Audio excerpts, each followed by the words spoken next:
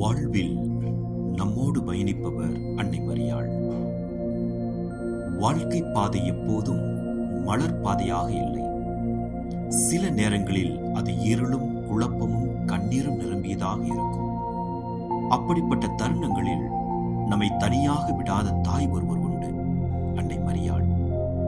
நாசரேத்தில் அமைதியாக ஆம் என்று சொன்ன அந்த தாய், சிலுவையின் அடியில் கண்ணீருடன் நின்ற அந்த தாய், இரண்டிலும் ஒரே அன்பு, ஒரே நம்பிக்கை. மகிழ்ச்சியிலும் துன்பத்திலும் கடவுளின் திட்டத்தை நம்பியிருந்தார்.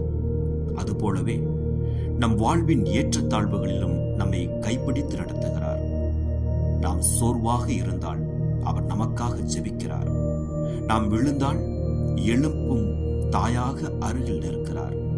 நாம் குழப்பமடைந்தால் என் மகனின் வார்த்தையை கேளுங்கள் என்று வழிகாட்டுகிறார். இன்று ஒரு நிமிடம் அமைதியாக நின்று பாருங்கள்.